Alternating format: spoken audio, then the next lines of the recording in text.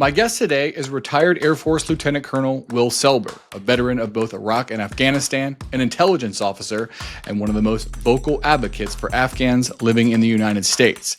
In this discussion, we dig into Selber's harrowing deployments, the collapse of America's mission in Afghanistan, and why he blames both the Trump and Biden administrations for the fallout. We also talk about the 9,000 Afghan refugees currently at risk of deportation and the growing moral injury facing veterans like him. From the failures of the Doha agreement to his work rescuing allies during the Kabul airport chaos, this is a raw, unfiltered conversation about war, loyalty, and what America owes its allies. Lieutenant Colonel Will Selber, retired. Thanks so much for taking some time to come on the World and Stuff podcast. Have so much to talk about. I know you are heavily involved in the Afghan refugee issue, and so we want to spend a lot of time talking about that. But I think it'd be valuable just to explore a little bit of your background before we get into that discussion. How did you get into military service? I understand you're a post 9/11 entry into military service. I guess, was that a pivotal moment for you in your life trajectory? Absolutely. First, thanks for having me on. It's a pleasure to be here. But yes, on 9/11, I was, not doing much. And Dad graduated from Texas A&M in 2000, kind of bouncing around, doing a little work. And when 9/11 happened, that was basically it for me. I talked to my father that night, and I was like, I'm going to join. I came real close to enlisting in the Marine Corps, but my father talked me out of it and wanted me to join the Air Force instead and be an officer. And so I listened to him, and I wound up going through an ROTC detachment program and commissioning. So it was the reason why I joined, for sure. I wouldn't have joined the military without 9/11. Your first deployment was to Iraq, correct? Tell me Yes. about, can you just talk a little bit about your deployments and how that went? Sure. The first one in 2006, I went to Iraq, to Baghdad. I was part of something called a police transition team. I was in the Air Force. I was an intelligence officer working with basically military police. And our job and responsibility was to train the Iraqi police in Baghdad. And that's where we got deployed to. We were at Camp Victory. Unfortunately for us, the vast majority of the Iraqi police at that point in time were infiltrated by a Shia extremist group called Muqtada al-Sadr's Jaish al-Mahdi. And we were we were partnering with some government killers. And that was a kind of a rude awakening, I think, for everybody, especially for me. I was a brand new lieutenant. I'd never deployed before. I was scared out of my mind. I luckily had a lot of good senior NCOs who I was smart enough to listen to, I think, and they kind of showed me the ropes. But it was the worst deployment of all the deployments I was ever on. It was the most dangerous, for sure. It was in the middle of the Sunni-Shia civil war, and that was after the 2006 Samara bomb moskings. Go back in time, that was something that kind of ignited the sectarian tensions that had been building since our invasion, and that blew it right open. And so our responsibility was to train the Iraqi police, but to be honest with you, there wasn't a lot of training going on. I mean, there was some, but it was really just going out there and trying to partner with them. But often they were actively working with insurgent groups trying to kill us. How long did your deployment in Iraq last? And then how did you end up, I guess you came back and hadn't had enough. You wanted to go back and go to I'm a glutton for punishment. So that was 6 months. But I'll be honest, as bad as it was, I liked it enough.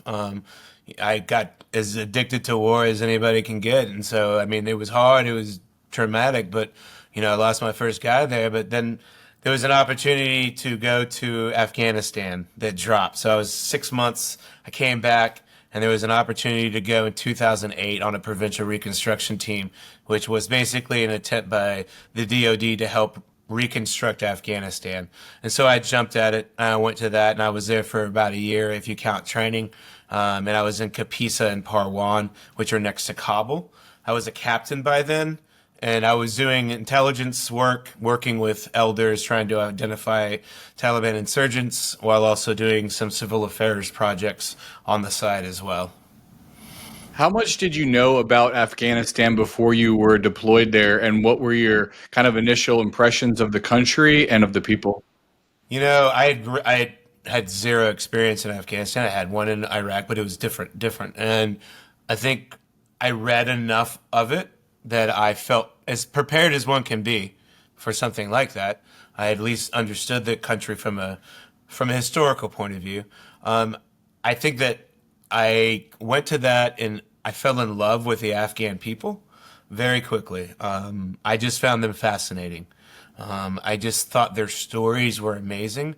There was a lot more goodwill there, even in 2008 in Afghanistan. I mean, the insurgency had started to pick up in '06, but where I was at, there was just like all of Afghanistan. I was in Kapisa mostly, and the southern half was hostile where I was at, and the northern half was at that point not that bad. And so, even in the hot spots, even where we got attacked, I just there was something about the Afghans' hospitality that struck me, and their propensity to tell stories about their past. And I always made friends with my interpreters, and I found it fascinating, to be honest with you. That's why I kind of fell in love with it so quickly. Such a rich and long culture, and so many books have been written about all of that, and also of the U.S. involvement Yes. there. One of the things I was struck kind of going back and reading in preparation for this discussion. Um, you keep hearing about the what happened with the U.S. mission there and the inability to keep the Taliban at bay, institute a democracy and stability, as that there was a fundamental misunderstanding about Afghanistan. Is that something that you relate to? Do you think that there was at the leadership level just a lack of understanding of what Afghanistan and its people is? Sure. I mean, but that's bound to happen on any type of foreign policy problem. I think this one was accentuated because we were there for so long. I think some of the fundamental problems that the United States really had, yes, they didn't understand the people very well and they made a lot of mistakes, but believe me, Afghans grew to tolerate it. The real fundamental problem is that we never understood our enemy and we refused to really understand who we were fighting. And unfortunately for that, that set the groundwork for a war that really we didn't understand who we were fighting and what we were trying to do. The people, I think that overall our interactions with the people were overall good, and we were pretty warmly welcomed even towards the end. And so I think that our fundamental misunderstanding of the people is just part of American foreign policy as somebody who's been around the world, and just part of our charm, I suppose. But it's the fundamental misunderstanding of the enemy that I think that really ruined us. Do you mean by that, there's this expression that you often hear connected with Afghanistan is that you have the watches, but we have the time? Is that Sure. fundamental to that misunderstanding that this is a battle maybe that's been going on for centuries, and we insert ourselves in 20 years and have a cause lasting change is unrealistic? Sure, I think there's a part of what you said is accurate, and maybe a part that I would maybe point in another direction. I think what the part is accurate is that we fought General McMaster, who's Trump's NSA and was in Afghanistan and Iraq. He said, the war wasn't fought over 20 years, right? It wasn't one war fought over 20 years. It was 20 wars fought every 1 year because people would rotate in and out. And I think that is absolutely accurate. So on our own end, I think that we kept on changing our position constantly. We want to do democracy. But if you're going to tell people you're going to build a democracy in a Western oasis, which is basically what we were trying to do, then you have to be honest of how long that's going to take, because it's going to take a long time. Now, I would argue that at the end of the 20 years, you had the first generation of Afghan officers finally coming into power in Afghanistan, and then it was yanked out from under him. So I think the problem is that we didn't really talk about how long and difficult this was going to be, that this was going to require an incredible amount of American patience, and that Afghanistan was going to struggle like every other country there. But also, that hurt us for sure, But I would say the most important thing is that we never really understood the Taliban. We didn't understand, or we didn't come to terms with that the Taliban is supported by Pakistan, and it always has been. This is something that Admiral Mike Mullen said, right? I mean, this is uncongressional testimony, 2008. And yet we continue to give money over and over again to the very people who are killing America's treasures, which is their sons and daughters. And that tension, right, affects guys like me on the ground because I spent over 3 years in Afghanistan. I was on a PRT, I did village stability ops, I advised some Afghan intel generals, and I was there at the end. And I'm telling you that the thing that always hurt me when I was trying to talk with Afghans and build a relationship, if you will, is that they would always go, hey, I mean, like, why don't you just start killing them in Pakistan? Because that's where you know the sanctuary's at. And I would just say, I can't do that. I wish I could, but I can't. And so we have to, for some reason, keep the war inside the very country that we're trying to rebuild. That was at odds. At odds. And that was some of the two big problems. I think we could spend the entire time just talking about that. But I think at the meta level or whatever, strategic level, those are the two big things. As I was preparing for this, I went back and I was reading August in Kabul. It's this book by Andrew Quiltley, I think his name is. I don't know if I haven't read it yet, but I've heard it's familiar. Yep, heard of him. I also was looking at the Afghanistan papers a little bit. And one of the kind of overriding lessons I think I took from that, I'd be interested to hear your response to it, is that the United States and its allies didn't always do a great job of differentiating itself from the bad guys. Like sometimes the allies that the U.S. had were traditional war leaders and stuff like that had their own axes to grind against different segments of the population and used the U.S. presidents and their allyship with the United States to exact revenge on decades old beefs. Yeah. Look, that's a legitimate criticism of the American and the Western effort. But my counter to that is this: you get the allies you get, not the ones that are made in Hollywood. And so, sure, I would love to have somebody when I'm in a firefight and getting shot at that like upholds traditional Western values and that we would all love to have here in the United States. But when my friends are getting killed next to me, I just tend to grab the first guy who's willing to point the gun at the other guy. That's just from the ground. Now, were there people that we probably shouldn't have emboldened? Absolutely. Are they worse than the Taliban? Nope. So at a certain fundamental level, we will never understand that country. And this is a problem all the time. And that's why the rotation hurt us, right? Because one guy would come in and they'd be like, no, that's the guy that we need to do it with. This one's really good. And then the next guy would come in and be like, actually, that guy's bad and I got a new guy. And it was just that constant cycle because we did not have institutional knowledge of our own allies or our enemies. And I stress it over and over again, that if you're just moving people around, especially in a fight like that, where you have to understand the people because you're empowering the government. If you don't have institutional knowledge, then you're just going to chase your tail around. And that's what we did for 20 years. I saw it happen. Every time I came back, we had to start all over again. You speak at least some Dari and Pashto. I don't know how fluent you are. Way it would be, but I'm not fluent. I'm enough to impress Americans and make Afghans go, bless your heart. So, I do my best.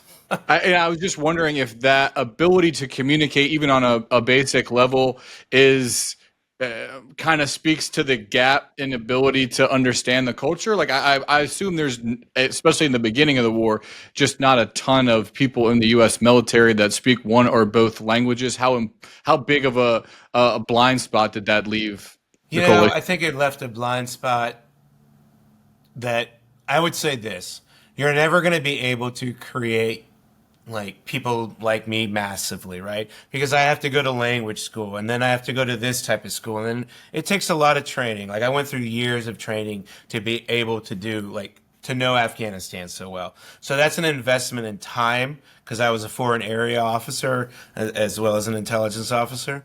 But that takes time. The problem is is that guys like me and my compatriots don't have a lot of influence inside the U.S. military. That's always going to be driven by combat arms, infantrymen, whoever is in charge of the war effort. And I would say that often the generals in charge, which rotated out constantly, which was totally hurt us.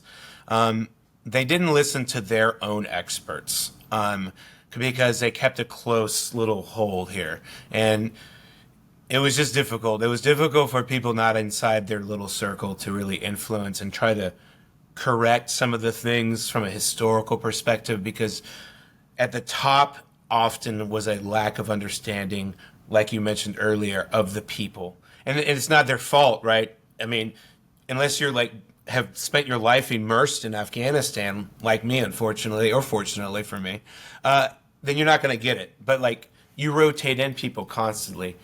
There's no way. But you don't empower the people that the DoD actually pays to be experts. That's the problem. And that was always the problem in Afghanistan. They actually created something called the Afghan Hands program, the DoD did, to make experts. And they completely didn't listen to us. Yeah, I was just wondering, like, what is there any possible solution to this? Because you can't just. I mean, maybe you can, but I feel like it would be maybe detrimental to morale and enrollment if you keep people over there forever. Like people have to rotate in and out. That's traditionally how it's done, right? Yeah. So you can't just keep people forever, of course. But if you were going to go that big, which I think there were some problems with our strategy, then you have to have at least units going to the same place over and over and over and over again. So like we go to Kunar, and then the fourth ID comes in and they replace us. But we're going to replace the fourth ID next time. And it's that back and forth and back and forth. So at least the institutions, when they hand off, they remember each other. Because let me tell you one of the hardest things to do. Somebody comes in and you probably get a week with them. And you go, this is everything I know. And you're trying to change, and then you leave. In that 1 week, how the security goes in that area, it's up in the air. But at least if you had institutions that were assigned to the same location, you might get a little bit more of that connective tissue so it just doesn't fall apart again. Let's leave that first, 20 years of the war where it is, and fast forward to, I want to start at Doha. Mm-hmm. This was the agreement between during the first Trump administration, between the administration and the Taliban. I believe it was February 2020 when it was codified. It had a bunch of different provisions, but among them there was a promise of a U.S. troop withdrawal by May 1st, 2021. The Taliban promised not to shelter terrorists after the agreement was signed. There was a release of 5,000 Taliban prisoners, and there was a pledge on the part of the Taliban not to attack U.S. soldiers during the time before they would leave the country. I've read a lot of your work and listened to a lot of your commentary. In your eyes, this is where things turn south and eventually pave the way for the Taliban to return control. Just talk about Doha and why you think it cemented the future of Afghanistan. So the Doha agreement, which was signed by Zalmay Khalilzad, who it was basically the special envoy for Trump and then also for President Biden afterwards. He signed the Doha agreement with Mullah Baradar, who he had released from the Pakistani prison, and then eventually signed. That agreement, in essence, was a surrender agreement, because as soon as it was signed, they were in violation of it, because they do shelter terrorists. They're still al-bayat to al-Qaeda. They have never broken away from them. So immediately they were not in accordance with it. Second, they attacked coalition forces. Indirect fire attacks against American bases happened. Surface-to-air SAF attacks happened. Now, they didn't hit anybody. They didn't kill anybody. But there again, they were in violation. They attacked Romanian ground forces in Kandahar the last year with an IED. I think it was October of that year. So they were constantly in violation of it from the very, very, very beginning. And they gave up nothing. really in return. What they got in return was a legitimacy because we sidelined the Afghan government from the talks. Boom. So right off the bat, you grant them legitimacy. And then really what we signed was also an inability for the Afghans to really do offensive operations. And they will tell you this all day long, that Doha agreement, the second and third order effects from it were the Afghan security forces were tied to their bases. They were in a defensive posture. That's what they could do. And we could come and provide close air support if they were in a tick within a certain amount of meters. That's what all these Afghans will tell you that all day long. And so if you're tied to your bases and you're not allowed to really launch offensive operations over the last few years, then you're going to be hindered just off the bat. Second, relieving those 5,000 Taliban prisoners, boy, that was just an injection of 5,000 experienced, hardened Taliban fighters into the Taliban right before giving them just enough time to get some training for the spring offensive. It was a betrayal of the Afghan security forces because, look, if we wanted to leave, fine, then just leave. Just leave. That would have been 100 times better instead of shaking hands, signing an agreement with the Taliban, who's still allied with Al-Qaeda, to leave and you don't get hit, which was the most important part. And then you leave all your guys here. There was a deal to not attack U.S. troops, but the Taliban waged a deadly campaign against the Afghan National Army, killed like 3,000 people, was like the deadliest year for them also. And there was also like a social media campaign that was being waged where they were kind of propagandizing these victories as they went town to town. Yeah, the Taliban, look, one of the things that we never did is that the U.S. military never respected its enemies. And that's a shame because they were defeated by one that doesn't have any heavy armor and air force or any type of anything other than light infantry and some IEDs. I can't explain it other than to say that we handed them, our allies, over to our enemies who killed us on 9/11 and attacked us and said, hey, as long as we get out of here, we're basically okay. Now, there was a bunch of stipulations that were never enforced, but no. I'm friends with all of the most of the Afghan diplomats that were there, and it was after we signed the Doha agreement. There were these intra-Afghan talks, and it was a complete waste of time. It was just a stalling tactic, and it was obvious to anybody that was there in Afghanistan the final year, like me. So you've been highly critical of the Trump administration over the Doha agreement, but you've been also very critical of the Biden administration for carrying on with it. If you talk to Biden administration officials, they put it that they were in a bit of a bind because it was either escalate, renew fighting with the Taliban, or leave altogether, and they chose the latter. How do you respond to that justification? That's a horrible one. I mean, so let me get this straight. The options are you leave and you just leave your allies behind, and you pull out the rug from under them. And that justifies it because we need to leave in that much of a hurry. Why? Why leave in such a hurry? Like, if you're going to do this, he walked out on April 1st, right? He was like, blah, blah, blah, blah, blah. And we're going to leave, right? Okay. Then why do it in the summer fighting season? I mean, if you're going to do it, why not give your partners a fighting chance and say, hey, we're going to wait until the end of the year to do this, which would give the Afghans time through the winter fighting seasons to really barricade and to us to just unload as much ammo as we can on them.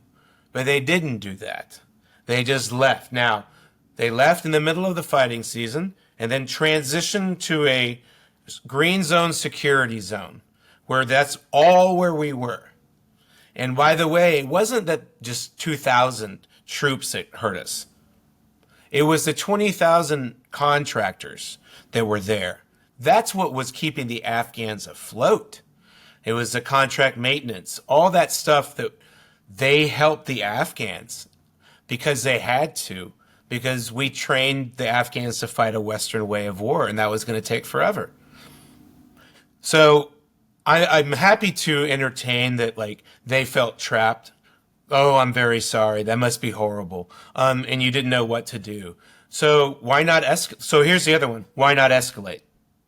Okay, so why not escalate? Why not just use more air power to drive them back in? We've been doing it for long enough. So this was the false dichotomy that I would always say. It's like either we stay or we leave. Do you want Americans to stay there in a forever war, blah, blah, blah? Or do you want us to come home? Well, everybody wants the boys and girls to come home. But how about you frame the question a little bit differently? How about, do you want to stay in Afghanistan where we lose maybe at most 2 to 3 people a year at the current rates? There is an ongoing war. It's not perfect. It's Afghanistan. It's no better or worse than Tajikistan, Turkmenistan, Uzbekistan, Pakistan, or anybody else in the region. Yes, corruption's a problem, but not like we have room to talk. Or we can leave, and the Taliban and Al-Qaeda will come back and execute a gender apartheid regime where people are beaten regularly. There is no freedom of the press, and all the persecuted minorities that Joe Biden and the Democratic Party profess to stand for, and I'm all for it. They certainly didn't have a problem just being like, we tried, but like the Doha agreement, we couldn't do anything. It's like a force field. And not only that, fine, let's just say that you agree with it. That's fine. It's what happened afterward that is just as bad. I mean, he said that the Afghans didn't fight. Now, why would you say that? I mean, that is just a horrible thing for a president to say about an allied force who lost 70,000 Afghan security forces. He also called it a godforsaken country.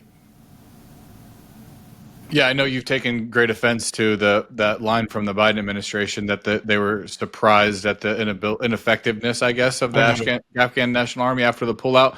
Were you surprised by that, or what did you make of such a rapid fall of? I wasn't surprised by it. I think it probably, looking back on it, I thought that they could maybe make it to the winter fighting season, but the problem was at that point was that the core levels were not as high as President Biden said, 300,000. That's not true.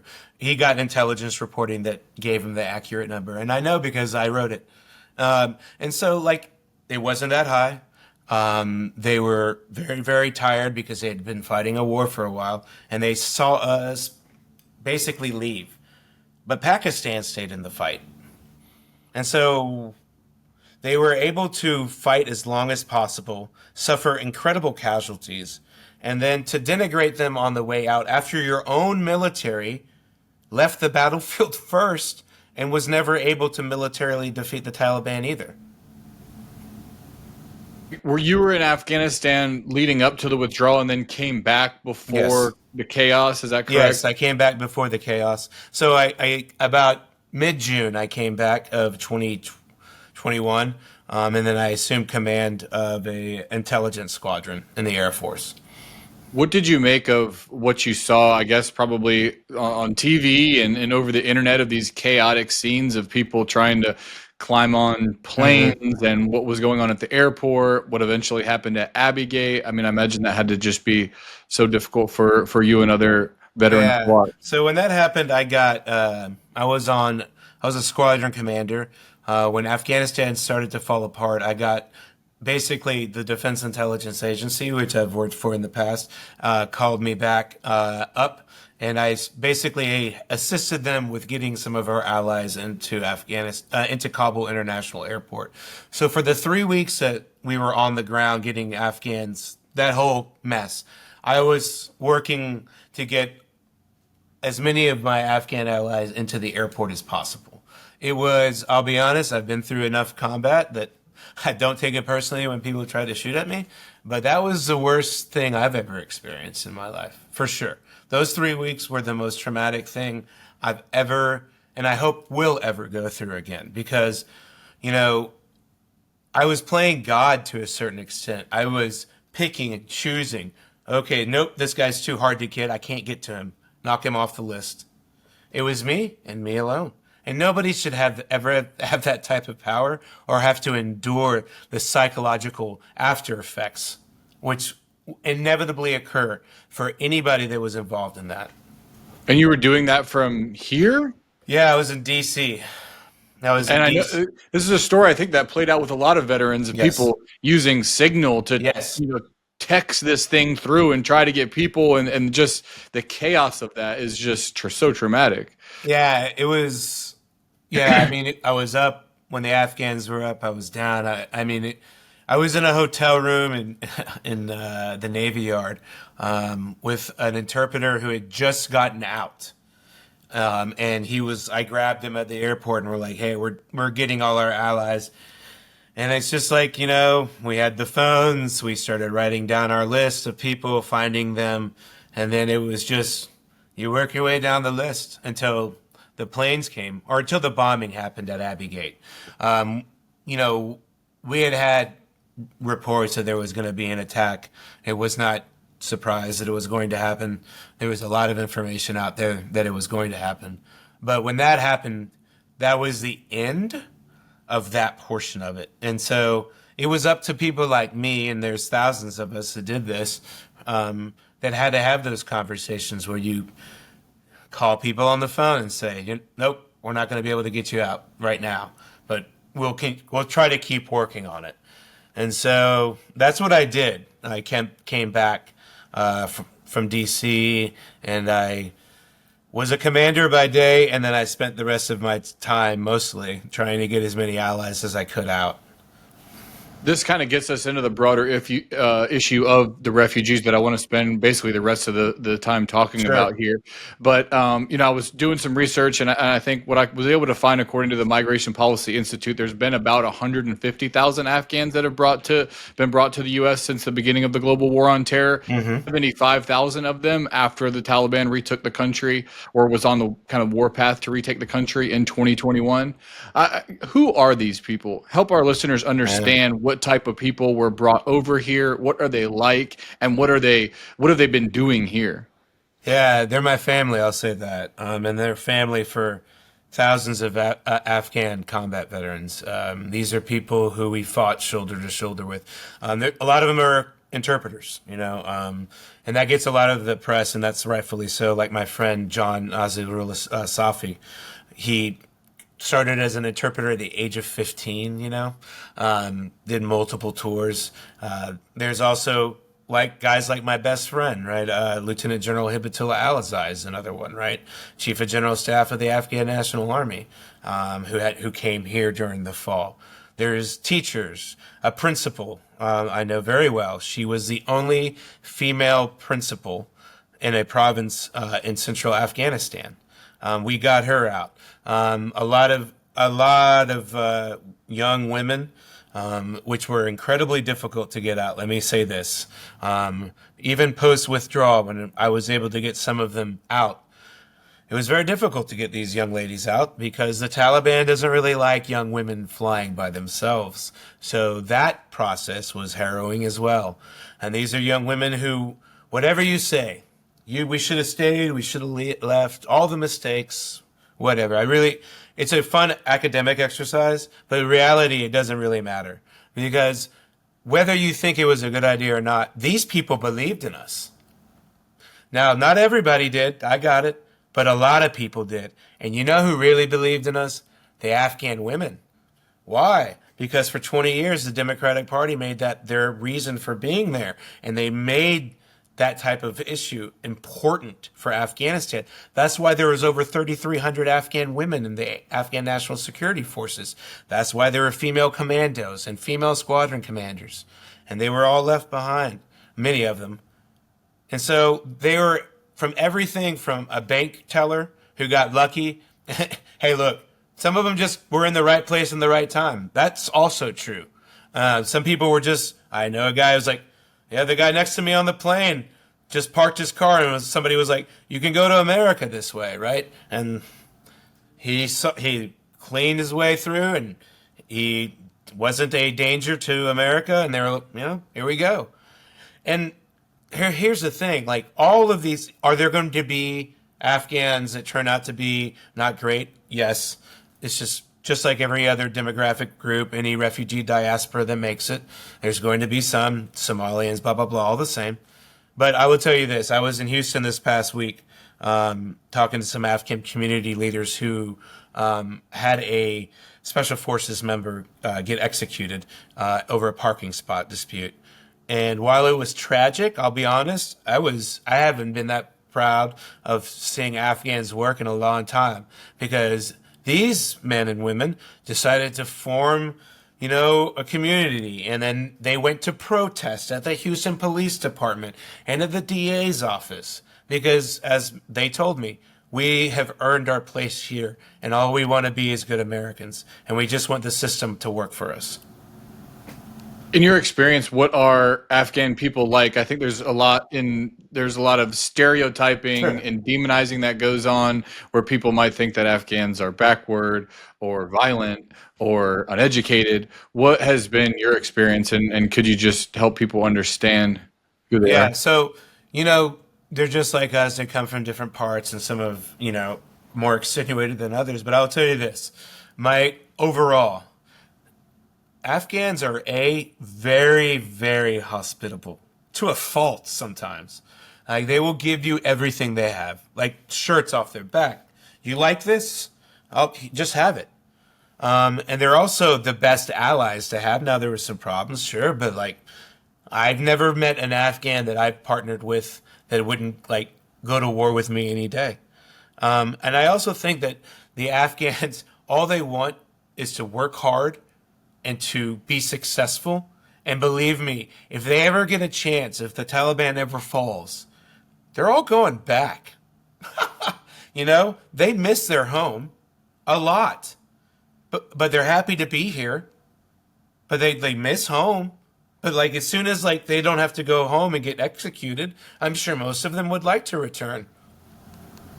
There's about 9,000 Afghan refugees currently in the U.S. that are under this temporary protective status that Yeah.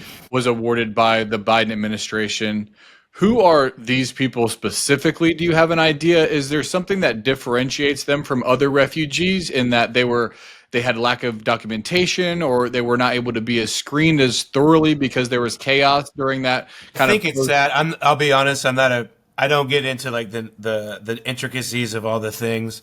I I've become a part-time like immigration lawyer. I tell people, but even my acumen has some limits. Yeah, I think it's for different types of the Afghan refugees that fit into that one point in time. I think it was to speed up some issues and to give them that protective status so they could go through either a P1, asylum, parolee, all the different ways and methods that, to its credit, the Biden administration did improve on. I always give them credit. They improved it, not greatly, but a little bit, to make the pipeline more efficient.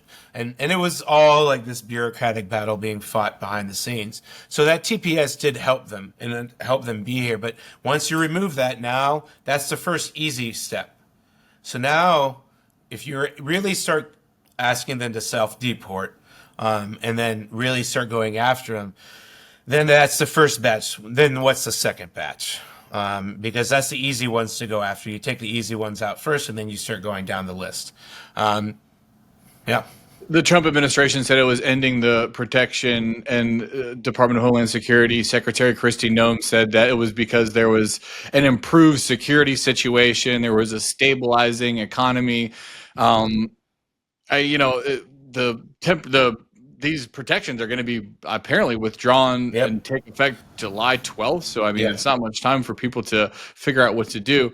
My question, though, is does that assessment uh, jibe with what's happening on the ground? No.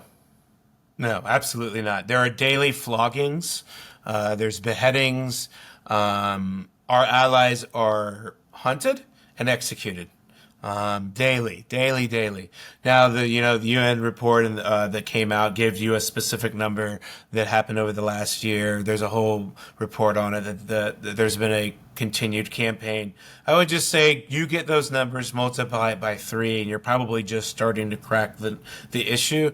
The Taliban does not work like the American military or Western military. They don't do assassination campaigns methodically like some systemic thing. They do targets of opportunity. So that means that, sure, Afghan ally might be good in Balk province, but let's say he's got to leave. He's got to go to Wardak because it's not safe in Balk. Well, then he steps up out of his hole one day, and then there's that Taliban that actually remembers you from the fight. Whatever rule that's in place, nobody's going to keep that guy from pulling the trigger and killing them. And this is what they did the last year, I would add. The Taliban agreed not to do high-profile attacks on major Afghan cities, but then they just did a lethal assassination campaign that targeted civil society leaders and Afghan Air Force pilots. And this has been going on for the last 3 years. There's still thousands of veterans who have sunk part of their life savings into keeping Afghan allies afloat. Even today, there's thousands, tens of thousands, living in the corners of Afghanistan, waiting for the bureaucracy to give them the ticket that they thought they had earned. What's going to happen to these 9,000 Afghan refugees if they're returned to a country under Taliban control? Yes. At first, it'll be all smiles, right? I mean, they're not going to just, I would imagine, maybe they'll surprise me. They're not just going to like take them off the plane and just start killing people. They're not dumb. They're smart, actually. They're cunning and deceitful. They will wait their turn. They'll get everybody's biometrics, and then they will just have spies on them, harass them. Some of them will get killed eventually when the West grows tired of keeping track. That's how it works. This is an old, they're not going to all of a sudden not, these are the very people that they will have a problem with, because these are the people that they will believe are Western spies. How are veterans of the global war on terror interpreting these developments? I've read that you have said that we've surrendered to Al Qaeda, we've lost the global war on terrorism. I kind of came of age during the 2004 election, and I remember there was this feeling that any talk of losing these wars was such a disgrace and a disservice to the people who fought there. Allowing them to have died in vain would be such a terrible thing that we almost have to continue fighting just because of that. It seems like that notion has been just like completely dispelled. Yeah, I think that the longer the war went on, the less people paid attention, because most of the political leaders didn't really want to talk about it. Didn't want to waste a lot of political capital on Afghanistan. So it receded into the background. And then we just kind of forgot why we were there. And then, for veterans, and I don't speak for all of them, some of them disagree with me completely. For veterans, it's, what did we do all this for? What was the point of this little exercise called the Global War on Terrorism? If we're going to abandon where the attacks came from, and then what is this happening? Why did President Trump shake hands with the Syrian president, who's a former Al Qaeda commander? Why do we allow the Iranians to continue to kill us and not hit them back? So I would say that there is a fundamental misunderstanding of war inside of America, because only a small percentage of the population shoulders this burden. And so Americans, by and large, don't understand how important honor is to combat veterans. Look, if we're not going to win a war, can we at least feel honorable in defeat? So now, by taking these people away and sending them back home to be murdered, you will extinguish any semblance of honor that we can possibly have, other than we tried our best and we kept America safe for 20 years. But if you think the suicide rate's bad now, just wait. It will spike. And the VA, well, it's getting cut down to size, so who knows who's going to be able to care for people. Do you think veterans of Afghanistan will go to extreme measures to try to protect Afghans from deportation if it comes to that? I mean, I don't think they're going to start pulling out the guns and shooting No, no, everybody. I Yeah, mean yeah. more But like like hiding? filtering, Yeah, sure. emptying their bank accounts, Yes. trying to get them Oh, to other oh. countries. But that's a given. Yeah. 100%. Because we don't view them just as like these refugees. We review them as our brothers and sisters. I would be dead without my Afghan allies. I would have died a long time ago. They're the ones that kept me safe and kept me from making mistakes. You wrote something that I thought was pretty profound about this. You said we need only to look at how moral injury decimated an entire generation of Vietnam War veterans to know how this ends. America is developing a nasty reputation for the abandonment of its allies. Yeah. It's a tough pill to swallow. Yeah, just abandonment being associated with not only your service but the American military as a whole is, you know, not really what people stand for when the Star Spangled Banner is playing. Yeah, and believe me, this I want to make sure people understand. I'm not, criticizing the troops or anything like that, but I'm saying that, look, understand that when there is another one of me that goes into another country, like Ukraine or something, right? And you're trying to get that buy-in with them and create those bonds of alliance. Well, you got to carry all that baggage too, because they watch the news. They're not idiots. They remember they remember Vietnam much better than we do. Go ask those 200,000 South Vietnamese that disappeared into those re-education camps what they think about America's commitment, or the Kurds in northern Iraq, the Afghans, and we can go on and on. The problem is that we're we're big on promoting democracy and big on big speeches. But when the going gets tough and we start losing interest, we have a nasty propensity to call them corrupt. It's our favorite thing to say about allies. I just want to make sure everybody knows who our president is right now. But we're corrupt. They're corrupt, and they don't fight, even though their casualty rates are usually 4 to 5 times what ours is. It's something that both parties do. It's just part of our charm, I suppose. What do you make of Trump's recent trip to the Middle East, making nice with the Saudis and the Qataris, shaking hands with the Syrian president, who, Yeah. just as a reminder, is a former member of Al Qaeda in Iraq, who led a bloody insurgency on U.S. forces there? Yeah, I think I'm not surprised by any of it. I mean, at all. This is who he is. President Trump wouldn't understand what honor is if it came up and slapped him across the face. I mean, to be very honest, but I knew that going in, right? That's baked in, baby. So I saw, not surprised. I mean, he shook hands with Jelani, which I found disgusting, profoundly dishonorable action. Now, it was President Biden who said it, who sent their State Department official in the waning months of his administration to Syria and called him after a 1-hour meeting a pragmatic leader.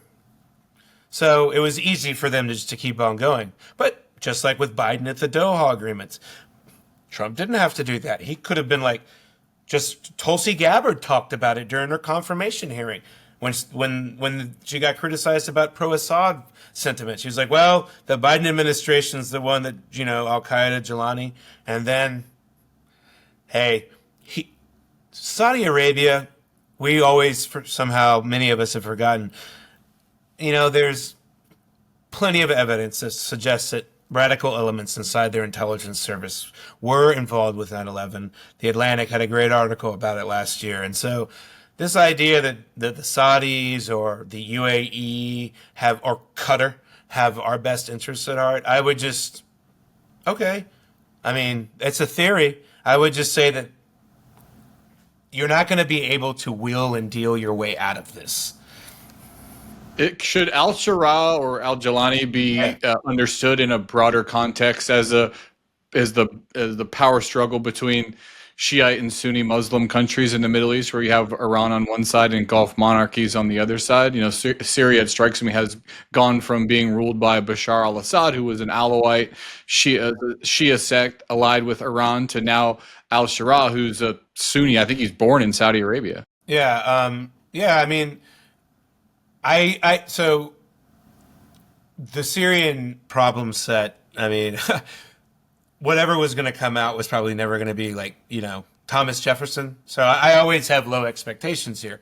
But I also, we shouldn't probably allow the leader of a group that's still a special designated global terrorist organization, HTS, Hayat al-Sharia, I believe.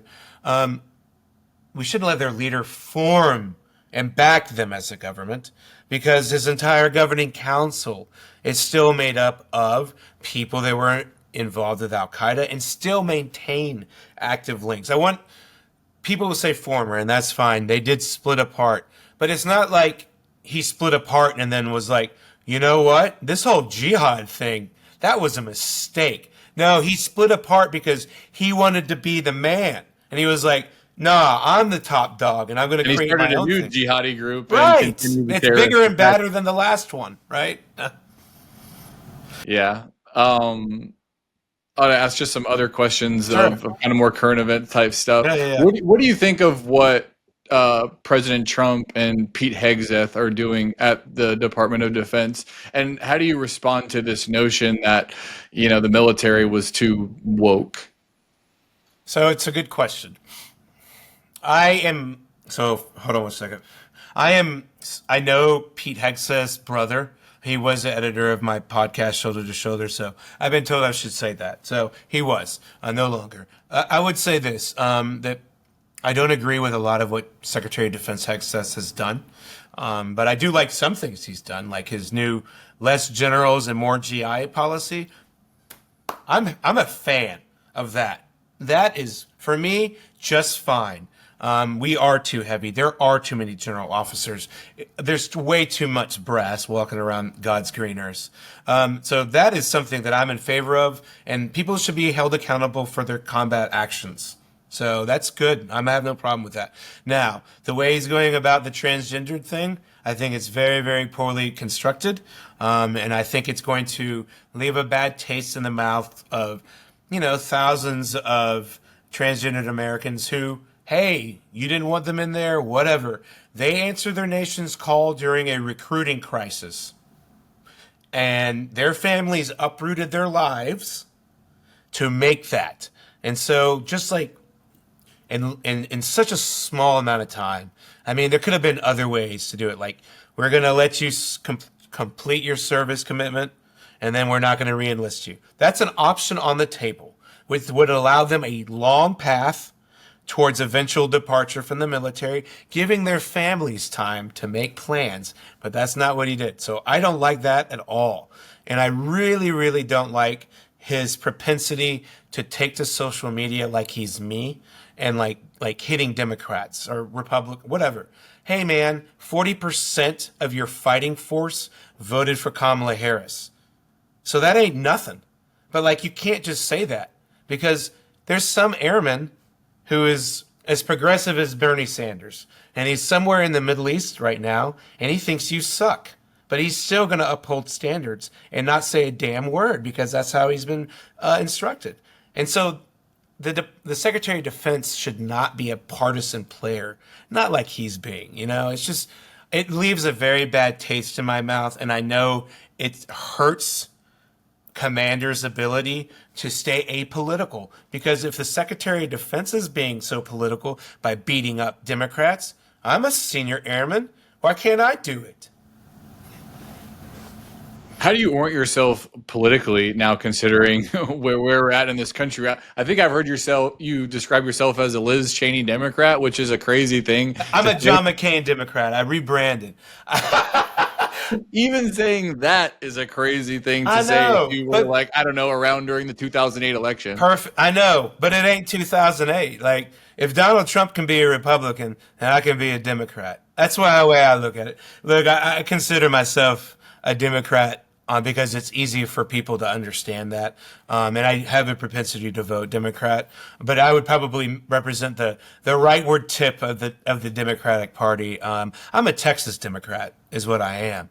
I am a Texas Democrat. So I am much more comfortable with guns and probably God and church and that type of stuff. And I understand immigration concerns because I have a brother that lives in the valley.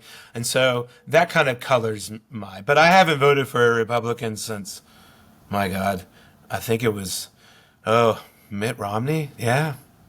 It's been a long time. You recently wrote about two policies you think the Democrats should consider, and two of them had to do with drugs. One of them Yeah. was legalized pot, and the other was legalized MDMA and mushrooms for people that suffer from PTSD. Why is that such an important issue for you? Yeah, because the VA is impossible to work with, and it's has a propensity to overprescribe medication. I'm 100% disabled. I rely on the VA, and it's a daily struggle just to get anybody to talk to you as a human. But marijuana for guys like me, 70% of my claim is PTSD, and then vertigo, and down the line you go. But it can calm me down. It's it's I feel much better. It helps me sleep, and I don't feel like I'm comatose like I do when I take the galaxy of pills that they'll give you for this stuff. The VA has a propensity just to label. They're like, you have this, you have this, you have this, you have this, and thus it will be these things. And there's not a lot of option for veterans. Now, in some states, it's like, Missouri, you can have medicinal marijuana. Texas, they just passed a law or about to that expands that. So I think that's good. But for, MDMA and psilocybin, I'm signed up for a study to process my trauma. I think that, if a veteran wants to take alternative medicine to try to confront the demons that many of us face, and anything to help them after our conduct in this war, I think we should do, as long as it's safe and all that type of stuff, because nobody knows the veterans like themselves and their families, because this is the part that people don't get. When guys like us come home and we retire, we leave, it's our families that have to put up with us, and it's our families that have to bear the burden of 20 years of war. What do you make of this idea that President Trump has to hold a military parade in the summer? I guess it's going to cost $45 million. I am not a huge fan of it. I think it's silly, and I think it sends a bad message. I will reserve judgment until I see it. I plan to go to it just to I want to witness it, because I've never seen such a thing before, right? I want to see what we're going to do. I don't like it at all. I just think it's not what we should do. Like, here's something that that I understand. He wants people to see the military. That, I think, is something that could be solved a different way. How about you let Americans get back on base? Like, I think, the 9/11, like, everybody's got to be checked like they're a terrorist. That's not the way it used to be, people. Before 9/11, Americans could go on base, and it wasn't like trying to get into a prison. I think that if you want Americans to see their military, it's easier for us, and I think, to open the bases up again and let them come back in, because that's the type of stuff that will help recruitment if he's really concerned about that. The military parades under the president, that's just go to an air show. Those are cool. It reeks of the type of country that I never wanted to be associated with, where we do military parades. And I don't know how it's going to be laid out, so maybe it'll be great. But if it's going to be like something like President Trump, like standing in formation as they walk by him, it's not great. One more thing I wanted to leave our listeners with is a question about how people can or should help Afghans, and also how people can read your work and continue to keep up with you. Well, I appreciate it. Yeah, I have my own Substack. It's called Grumpy Combat Veteran. It's at gcvfriends.com. I also have a nonprofit that I lead, or I'm a co-founder of, with the last head of the Afghan National Army, Lieutenant General Hibatullah Alizai. It's called the Afghan American Veterans Alliance. It helps Afghan security force members thrive in the United States. Also, you could give to Global Friends of Afghanistan, which I'm the deputy director for, and that kind of focuses on like finding a long-term alternate solution to the Taliban. And if you want to really like focus on Afghan women, next mission is led by Rebecca Edmondson. She focuses in on Afghan female tactical platoon members. These are some scary women. They are deadly with that weapon. So if you want to help them out, I know she could use it. She's doing the Lord's work. And, you know, there's always no one left behind that's been around the longest, and there's a reason why, because they're one of the most trusted. You can also hire an Afghan if you find some. Or I always say, use Google. Type in Afghan market. Go to it and just be like, I've never been here before, but I would like to have some of your best food. And they will probably stumble out of their chair to help you pick out some of their favorite stuff.